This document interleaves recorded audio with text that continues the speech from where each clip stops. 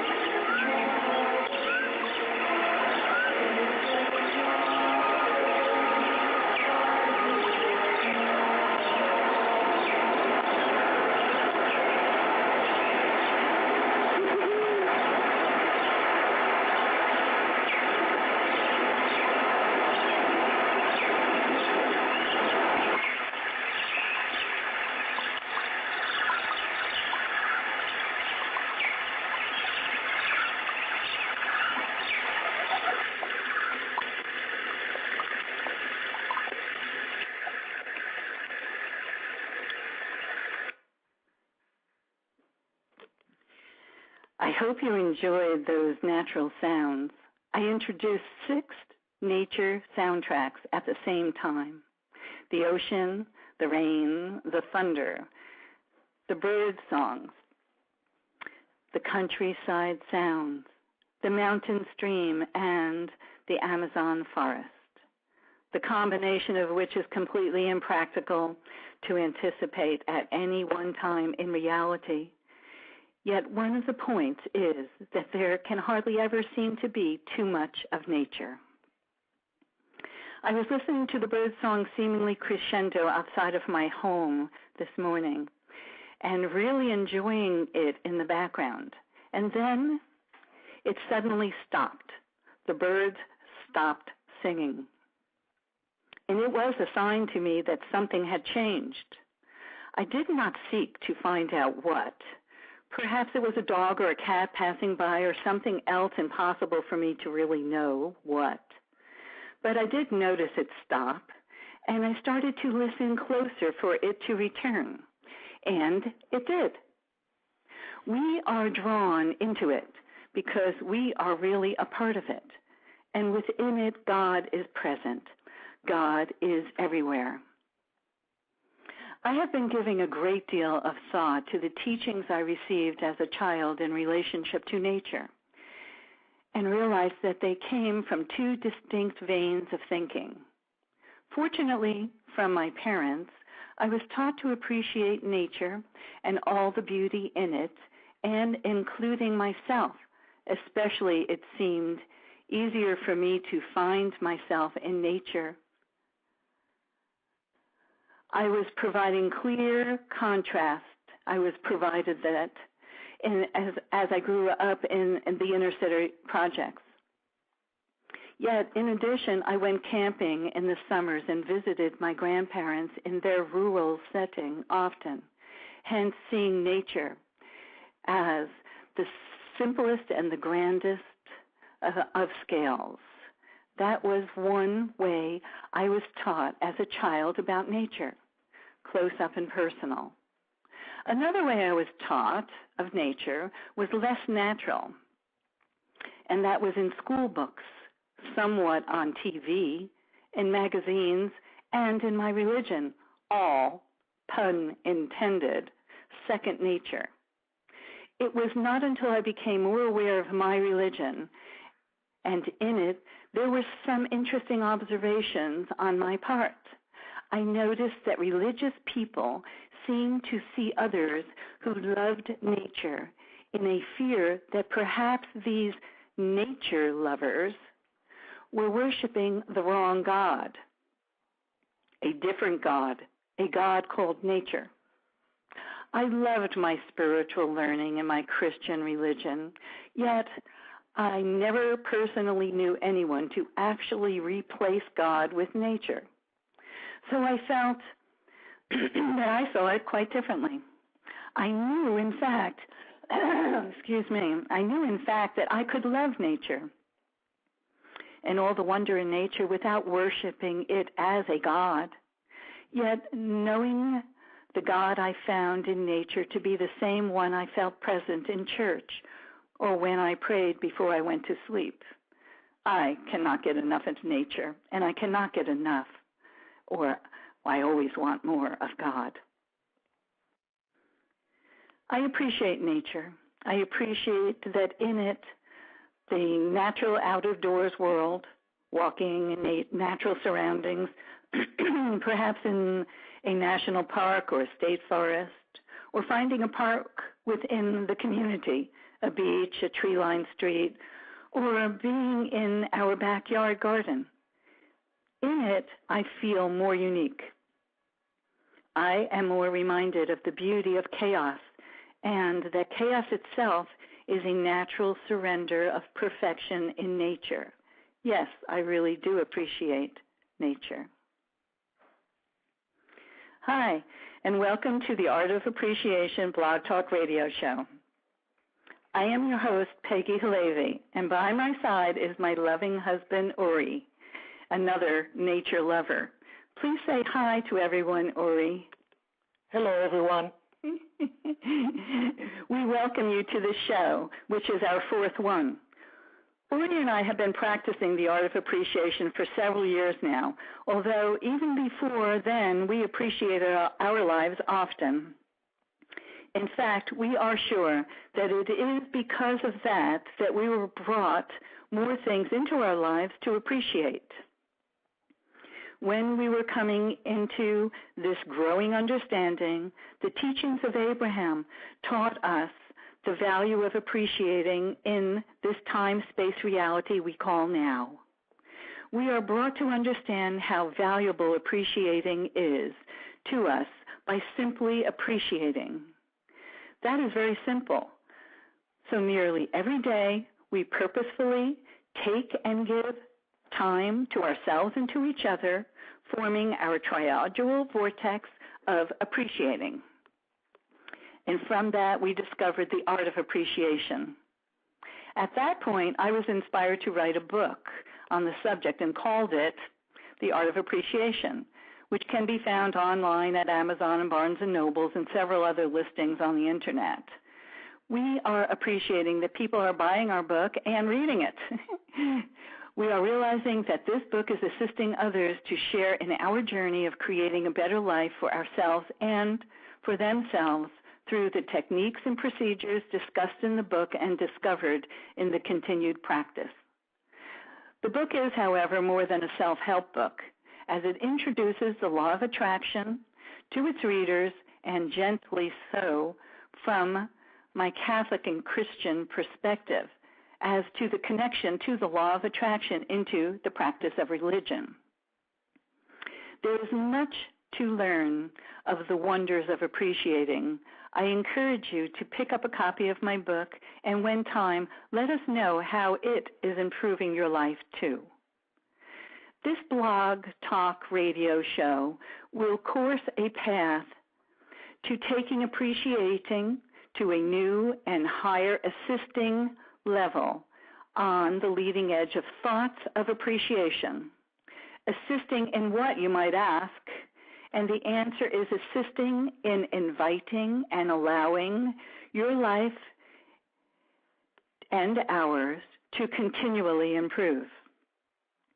So with that in mind, this is the format that we find most effective at this time to teach and learn in.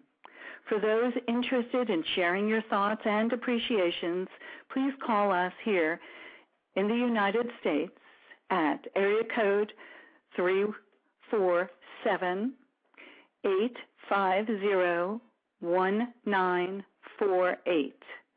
So that is area code 347-850-1948. Each week we will focus upon a group of appreciations, and that list is on my Facebook, and I'll post them there approximately or usually on Wednesday, so look for them. On previous shows we have focused upon several groups already, and the archives are online if you want to listen to them. Additionally, Ori has posted them on our personal website, which is called World of Appreciation, all one word, .com. And you can find a link there to the radio blog and other places that are of interest. Last week we focused on self-appreciation, and since then, decidedly, each group of appreciation types will contain some that will encourage self-appreciation as well as we continue to enjoy appreciating and many wonders that we also have to appreciate outside of ourselves too. Today's appreciation adventure will take us from nature to Mother Nature, to motherhood, since tomorrow is Mother's Day, to family, immediate family, global family, and our universal family. We are growing consciousness. The evolution of consciousness is basically within these issues: self, home, earth, universe. Again, I want to touch but for a moment on self-worth. When people divorce themselves, leaving themselves for whatever reason or confusion, they become human-less and unable to relate to others as human too. There is a space of separateness that occurs, a dehumanization. It is that awareness that pulls my desire to teach the art of appreciation to all who will hear my words. The most vital part of appreciating is to know thyself. The biggest crimes in the world of humanity are not of the wars or the pollution of Mother Earth or the corruption of countries and their people, states and their growing numbers, or laws, or the breaking of the laws of mankind. It is not the way we treat each other with or without compassion or love, or the way we manipulate others for power or control, money or greed. No. The biggest crime of the world and to humanity is that we are not taking seriously the truth that has been hidden from us right in front of our eyes since documented time, and maybe even before then. And that is that we are, each of us, responsible for our own thoughts. And within our thoughts, we create our realities, and our realities connect to others' realities.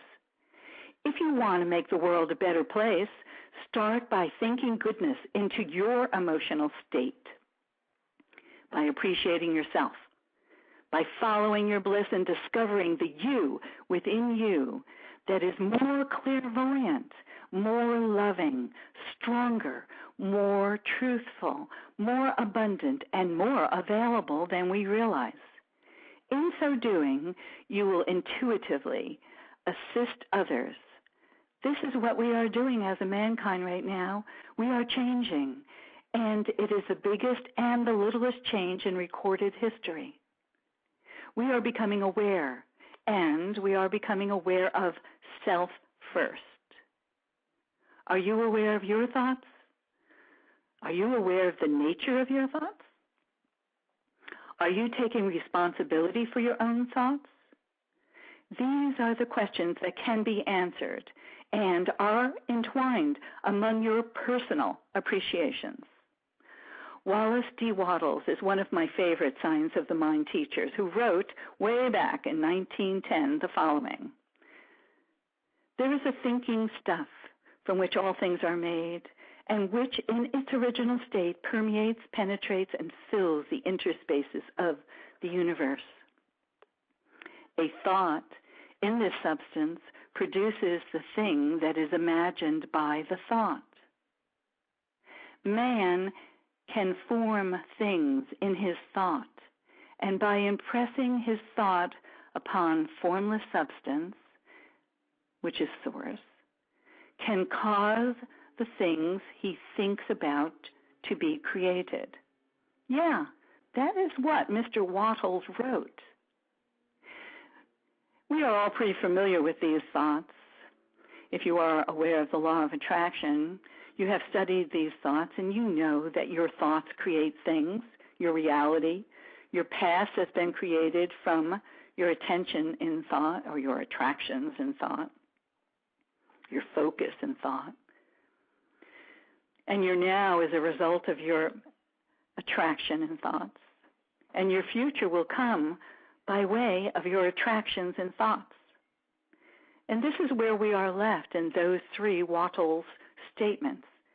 Yet, listen closely to the next sentence that he wrote, which is given less attention than should be, relating to thoughts create things. He wrote, in order to do this, man must first pass from the competitive to the creative mind. Otherwise, he cannot be in harmony with the formless intelligence source, which is always creative and never competitive in spirit. Now that is a huge pill for some to swallow. So how do we reach a comfort zone in releasing our competitive natures? Well, it requires trust. First, trust in yourself, and then in what that delivers. One cannot get it to work the other way. One cannot expect the law of attraction to make you a winner if you think that there is not enough to win, that there is not enough abundance. So in order to be non-competitive, one has to develop self-confidence. The competitive spirit thrives on the charge to be better, yet actually it wanders there through the egotic pathways of not believing in self, but rather in proving another is less worthy. Whenever I am competitive, I am in a struggle. Some people struggle with this all of their lives. A journey of enlightenment is a relationship with knowledge, and knowledge of self is the essence of all knowledge that can be absorbed. Changing your attitude toward life does start by knowing thyself.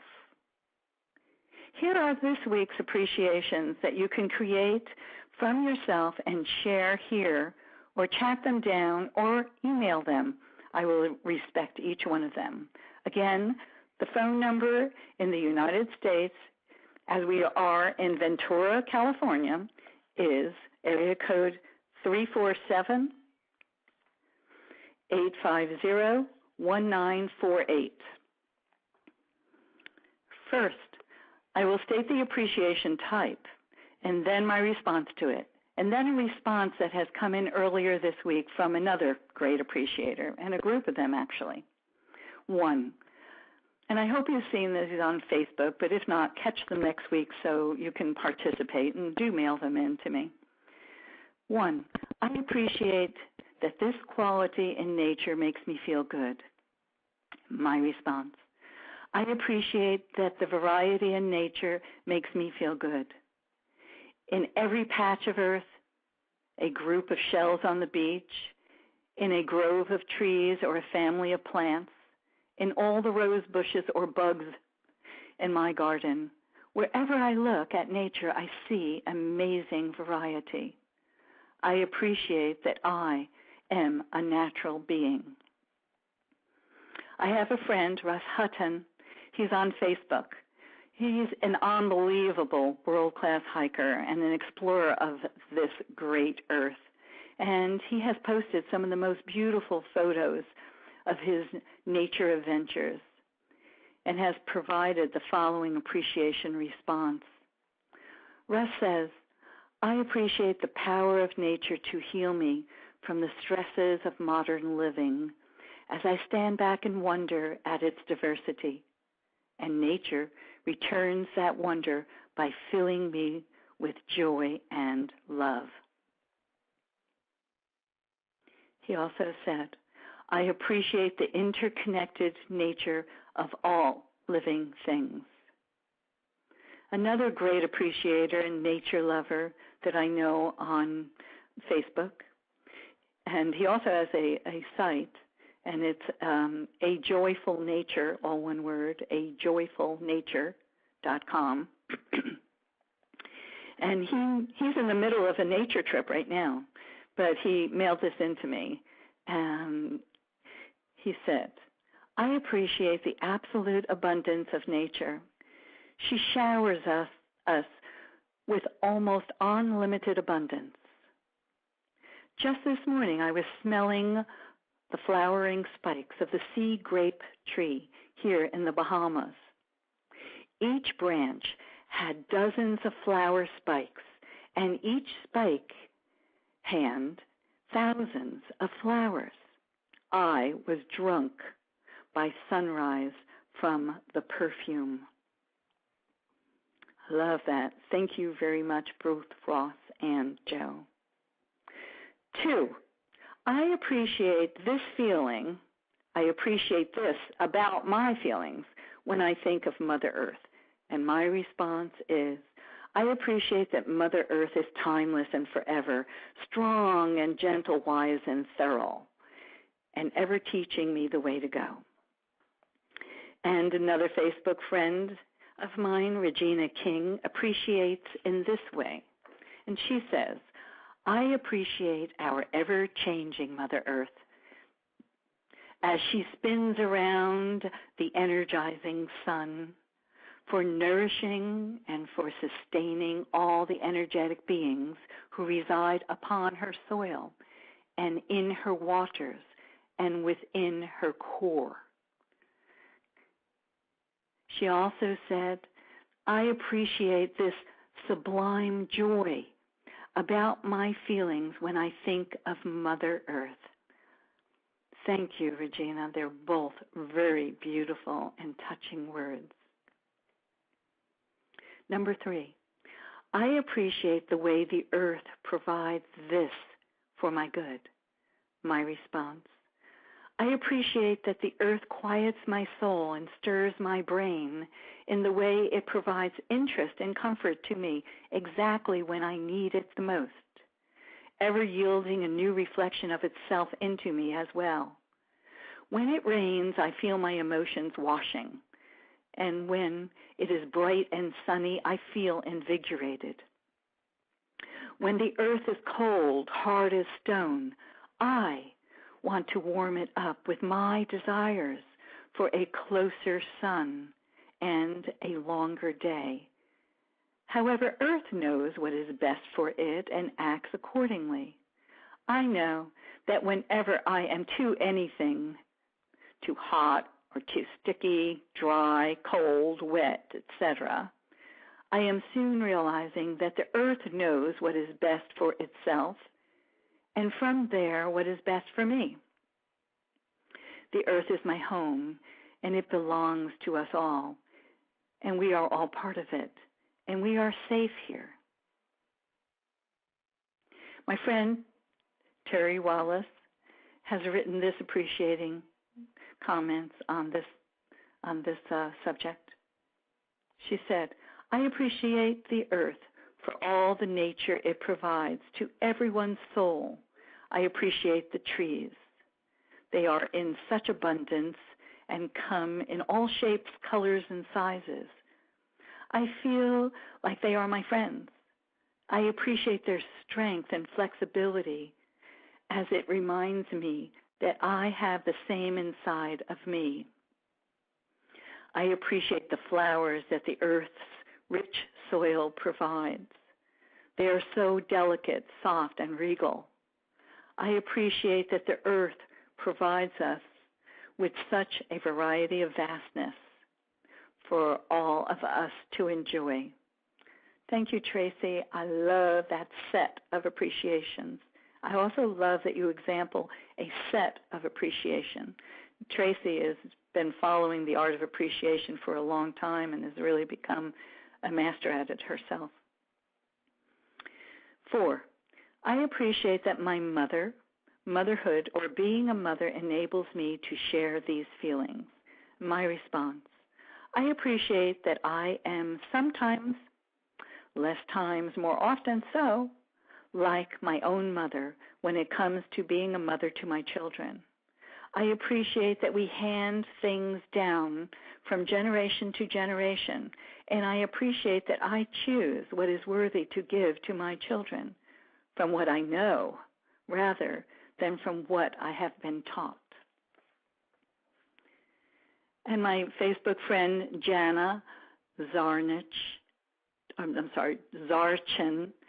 that's Zana, she says this. She gave me 2 appreciations, so I'll read one and then the other. I appreciate that my mother, who is 86, is still social dancing and doing yoga and going to the gym, and Dad, who's 92 and still rollerblading and playing tennis for hours and going to the gym, are still here to celebrate life with me every day and have lived to see another generation born and share that and their wisdom with me and all that have come after me. She also says, I appreciate that my relationship with my mom, then my oldest daughter, and now my younger daughter are growing, and we are becoming closer, learning about each other and learning to love each other with our faults. And that serves the greater whole of humanity as we contribute to love, understanding, and peace.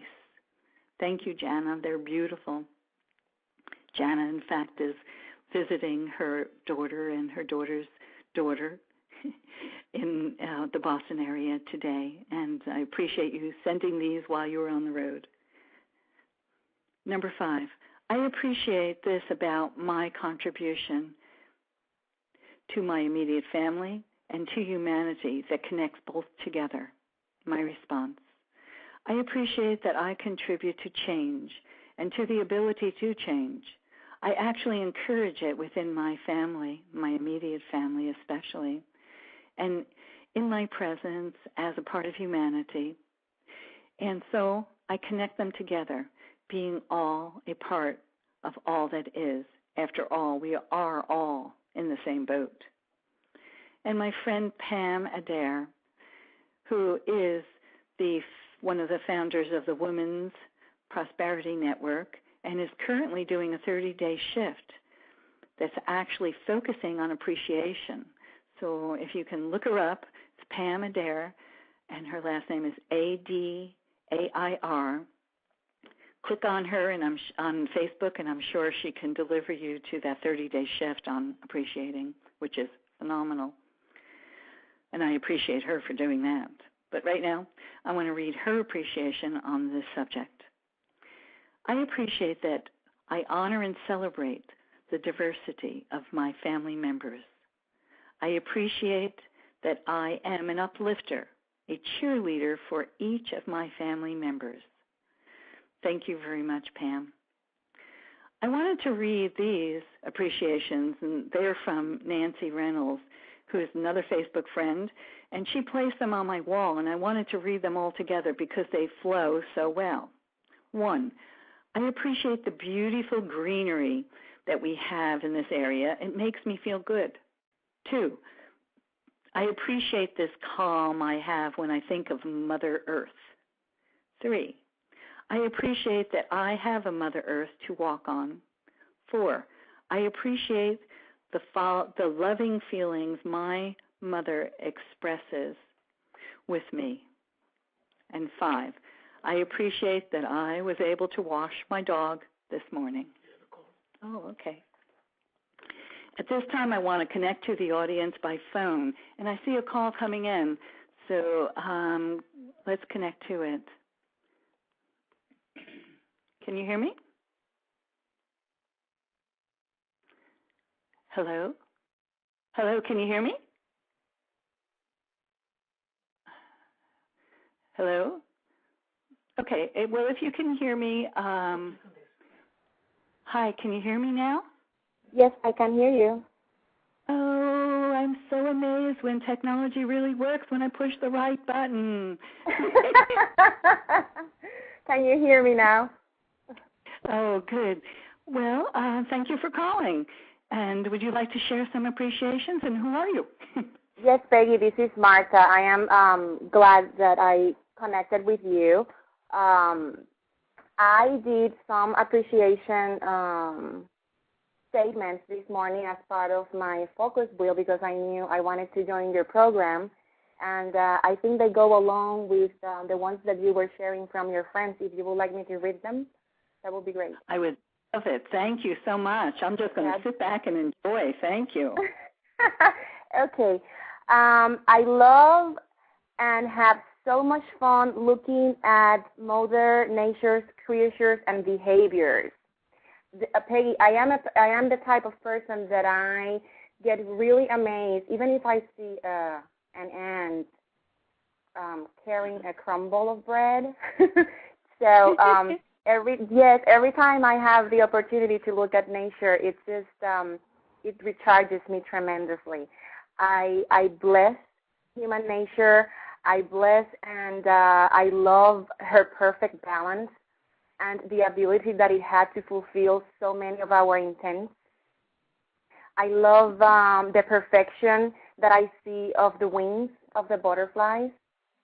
I love the ocean, and it is amazing because you mentioned this one earlier. I love the shells of the ocean. I born in Puerto Rico, and I was raised, I lived there for 25 years, and the ocean is very dear to me. So every time I have the opportunity to go to the beach and take a look at the shells and the forms, it just changes my entire vibration. Mm-hmm. So those are some of the statements that I wrote around Mother Nature this morning, and I wanted to share them with you. Well, I love them. I want to go back to the first one you said. You spoke about the ant and how you really appreciated looking at this minute portion of nature and realizing the immensity of nature at the same time. And I think that it's so valuable for us when we start appreciating to kind of milk it for everything we can. So I appreciate that in relationship to ants, that somebody once mentioned the number of ants that are on the planet. And it was just an incredible number that blew me away. I mean, I didn't know numbers of ants could be that big. So this little thing is really a bigger thing than we realize. As much as I don't enjoy them in my kitchen, but I love to look at, the synchronization on when they're working, when they're carrying things, when they're going back and forth. The only thing is that I don't like them in my kitchen, but any other place that I see them, I appreciate them so much. It's unbelievable. It is unbelievable. I was seeing the other day a special on TV, and it talked about this specific type of ants, and how is it that they work and they leave traces of a smell for the smaller ones to know where to go through and where to carry things. It's like an entire line of production, or like an entire structure in the way they work. I don't know if I am making myself understand, if I am expressing it correctly, but it just amazes me to look at them and how they work together. Yeah. And you know, Peggy, I wanted to share with you that you mentioned it this morning, and you also mentioned it on another of your shows, the quote from Wallace regarding how we need to move from competition to appreciation. Remember when you mentioned that today? To the creative mind. Yes, to the creative mind. Yes, and that really resonated with me, because I am a facilitator for teams. I am an organizational effectiveness professional, and I have facilitated teams in aerospace. I have facilitated teams in healthcare, in different environments. And it is so important what you said, to move from that competitive mind to one of creativity, because it is, you couldn't put it in better words. That state of competition, it doesn't make us feel good, and we have to start moving away from that state and make a strong determination, and have the determination to go to work and to participate within our teams with a better feeling mind. Yeah, and you know, I think right from the beginning when we were born, we are brought to misunderstand competition, and we're told, and I don't mean to gross anyone out, but we are told that we become that embryo because we won the race, that sperm race, and now we are going to be the one that survived at the cost of all these other sperms dying. So even when we're born, we have been taught, and misleadingly so, that we are in competition with others. And it's so ingrained in us. It's way back to, what they teach us about how we reproduce and how we co-create and how we become. So to me, it just blows me away, this whole, and it's so ingrained that people don't even realize that they're doing it. They think it's wonderful. Oh, I'm so competitive. I'm a good sport. I'm a sportsman. I'm out there to win, win, win. And it's so against what human nature was really intended. This is what we were taught, but we need to start on teaching ourselves. And I think that going and finding your own self-worth in other ways than to win it from others makes more sense in my world. I really hope that when they are thinking that they enjoy the competitiveness, that they enjoy the race and that stamina that they get, I really hope that they can at some point make the connection that is not the race, that is just the feeling that they experience because they're doing something that they want. Maybe they enjoy running, but it's not per se the competition of running. It is I think if they realize that what they're, let me see if I can put this together. And sometimes I have a challenge with English because it's not my first. I don't mean to jump in, but I think it's more the exhilaration of just being ourselves and being alive than it is winning. Exactly. You could not have put it more beautifully. It is exactly that. It is not about the race. It is not about the trophy or the competition. It's exactly how you put it together. And I really look very much forward to apply these teachings more and more in my day-to-day professional life. because I work for corporate America. I work for Fortune 50 companies, and but I think we can. I think we can. I do think I believe we could do it. And I think finding ourselves and part of humanity more really does help. And what I want to do is I want to I found a poem. And I really liked it. I'm going to load it now. It's by a gentleman who he's speaking it himself. And I love to be able to listen to a poet speak his own poem in his own voice. His name, so he's a modern poet, he's alive, he's a young man. His name is Drew Dellinger. And it's a lovely poem about Earth and ourselves and me and the universe and how we relate to each other. And do you want to listen with me? I'm going to put it on. Absolutely. Let me find it here. I've got a lot of things happening on my screen at the moment. Here it is. So I'm going to put the speaker over by it so we can listen.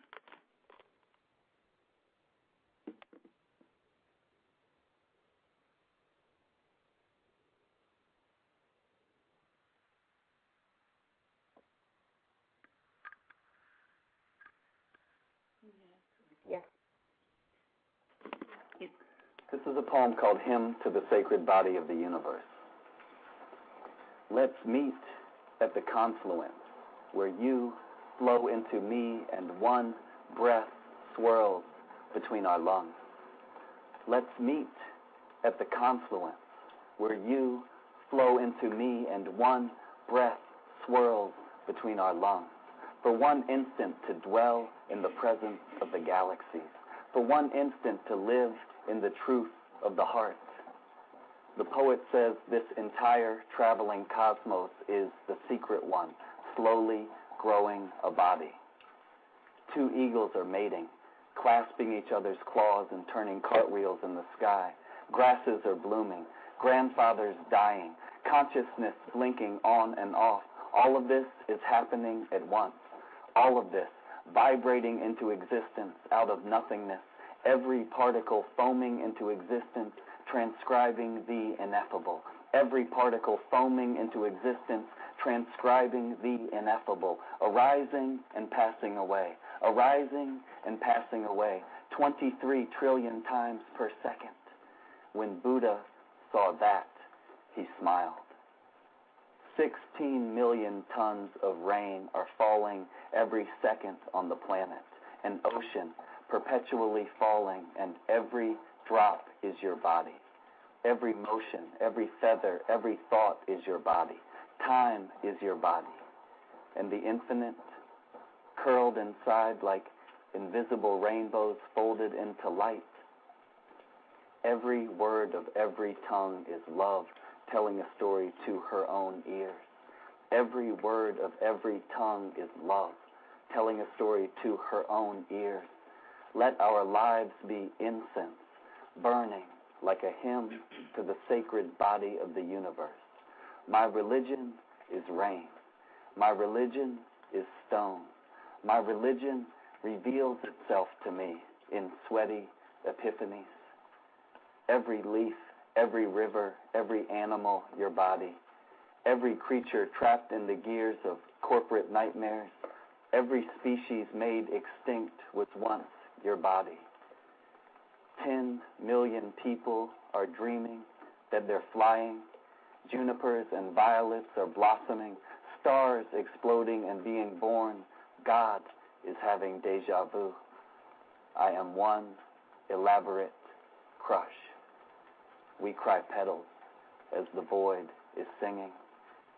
You are the dark that holds the stars in intimate distance that spun the whirling, whirling world into existence. Let's meet at the confluence where you flow into me and one breath swirls between our lungs. Wow, that's really nice, isn't it? Don't you love the way he says that we are the dark that holds the stars in the sky? And talk about the little ants, and then Isn't that beautiful? I love that he is I really love that he is expressing his understanding and a growing understanding that we all must reach, and we should if we're going to be happy, is how to appreciate ourselves. So he's able to express ourselves in those big ways. You know, I saw this man on one of the YouTubes, I believe. Somebody had sent me, or maybe even through Facebook, someone had sent me a connection to him on YouTube, and I've been listening to all his stuff since I got that. And his name is Michael Tsarion. It's Tsarion. And he has such wonderful ways of expressing something that I am now developing understanding of more and more so as it relates to selfishness. You know, we keep hearing, whenever you hear the word selfish, it's such a negative connotation, and self-appreciation is the closest thing that people, if you gave a definition on self-appreciation, they might come up with, oh, you're going to say you're kind of selfish, you're kind of saying selfish things. But his expression is selfhood. I love that. I mean, instead of looking at self-appreciation as being selfish, and instead of appreciating ourselves as being thought of as selfish, we can think about it as selfhood. Just like when we have sisters. I mean, sisterhood, there's nothing selfish about that. And brotherhood, there's nothing selfish about that. So we need to really, in my opinion, stop thinking about being able to appreciate ourselves as something that's selfish. And the other thing that he mentions in his work that I found phenomenal is that he says in German, when you say the word thinking, it's danke. And when you say the word gratitude or thankful, it's danken. And so he relates to that because it's the same word, it's the same root word. So he says every thought you think should be in gratitude.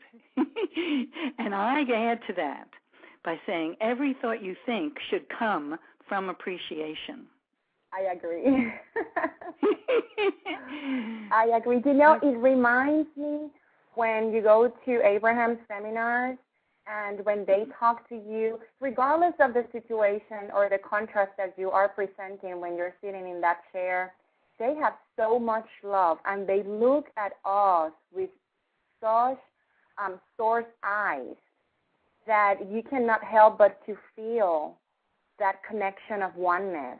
It is amazing. I love that poem, Peggy. I really loved it. I'm going to try to find it and find more material. I'll send it to you. I'll post it on my page so you'll find it. I really liked it. I like that he's a young man in today's world who can release some of his feelings that are so, beautiful and done so well. Have you talked before in your programs the difference between appreciation and gratitude? Have you talked about that in your programs? I don't know if I have. I'm just such I do this all the time, so I just ramble on sometimes about appreciation. But I do recognize the significant difference between appreciating and gratitude, and it made a major difference in the way in which I continued to appreciate. Because appreciation comes from more of a place of a blessing, and thankfulness is coming from a struggle. It's like I need to be thankful. I'm needy. I need this. I'm thankful, and then you get it, and you're thankful for it. You're thankful that you got something that you had needed, and I think that appreciation is almost like you were given or you were allowing something that you really wanted. So, I mean, there's a slight difference, but it's like if you're on a path and you're on that road and there's a road going to the right and it says appreciation and there's a road going to the left or vice versa, whichever one you take is not the same road. So after a long time, you're at different points. I mean, if you're going to go follow that line, you're going to be separating yourself and understanding, and it is a different approach toward life to appreciate and there are things that we're supposed to have gratitude for, and gratitude is a wonderful thing in and of itself, and I am grateful. I am very grateful. And I found that appreciation is something that reaches me differently, and that's all that I feel. And I appreciate that Esther, through Abraham, has been able to speak that message to me so clearly that it resonated, and it's taken me on a different path in life that I am so grateful to be on.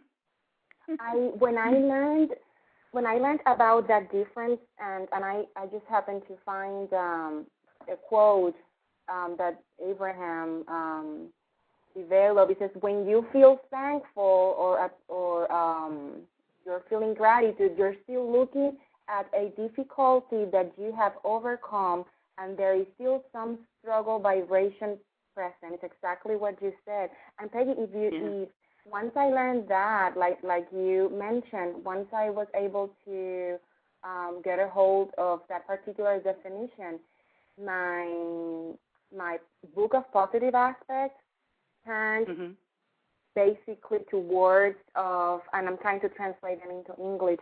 I would start more statements with the word I love, I appreciate, I treasure, instead of I am thankful.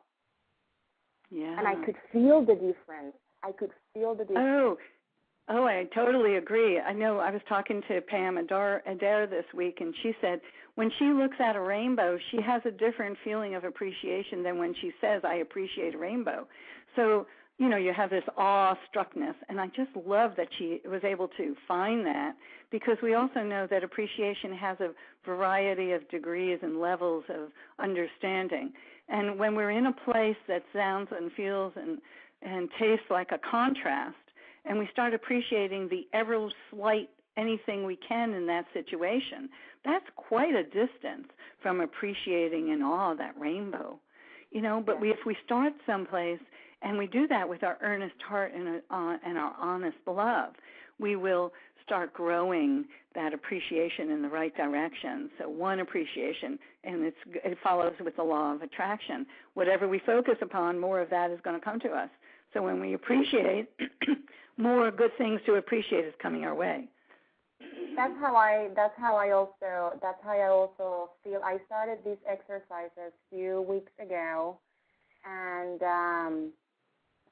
I found myself feeling better and better and better in subjects that I have been experiencing a little bit of uncomfortness, and I am still in awe. I'm still like, oh my God, the power and how much yield it is bringing, just the fact that I am loving and appreciating at the beginning of my day.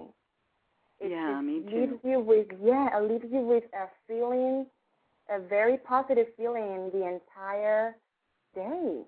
And then things that are of the same feeling reach you, and you find more and more things to appreciate. When I take walks in the morning or when I'm exercising, and there are more butterflies and there are more birds, and then I encounter with a flower that has the fragrance that I really like, and then I see more of those flowers in my trail, the trail that I walk through, and I'm like, it just creates a chain of events that bring you more and more of the things that you're appreciating, or the things that have the same essence of what you're appreciating. It's overwhelming. Well, thank you so much for telling us about that. I didn't mean to take so much of your show.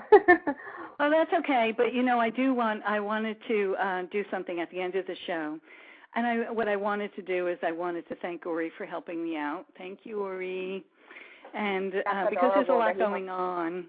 You know, and I thank you for calling in. I appreciate that. And I want to close the show. So I'm going to say goodbye and hang up, because I'm going to close the show now. Thank you very much for calling in. And everyone, you also have a show. And your show is tomorrow, isn't it? Tomorrow it airs at 10 in the morning on Sundays. I'm the co-host. My sister Vilma is the host of the show. And she was the creator. And what is the name of the show? It's Virma Creations. And tomorrow we're actually having the translator of the book, and it is given, the talented Adriana Menino. She's going to be in our show. She translated the book into Spanish. And we're very excited to have her. Okay, so we'll turn in tomorrow and see you and hear you. And thank you for calling. Oh, many blessings. And we'll talk to you tomorrow. Bye-bye. Bye-bye.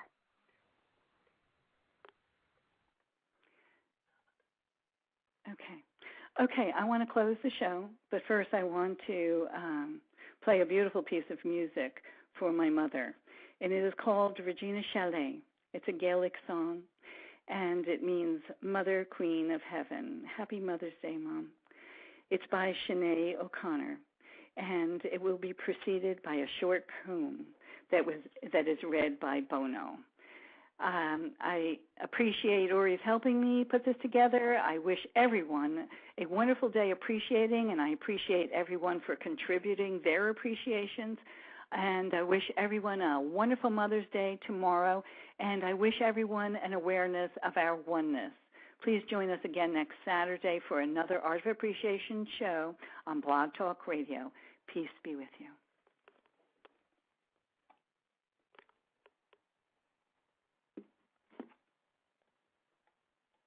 The Mother of God. This is by William Butler Yeats. The threefold terror of love, a fallen flare through the hollow of an ear, wings beating about the room. The terror of all terrors that I bore, the heavens in my womb. Had I not found content among the shows, every common woman knows, chimney corner, garden walk, or rocky cistern where we tread the clothes and gather all the talk. What is this flesh I purchased with my pains? This fallen star my milk sustains. This love that makes my heart's blood stop, or strikes a sudden chill into my bones and bids my hair stand up.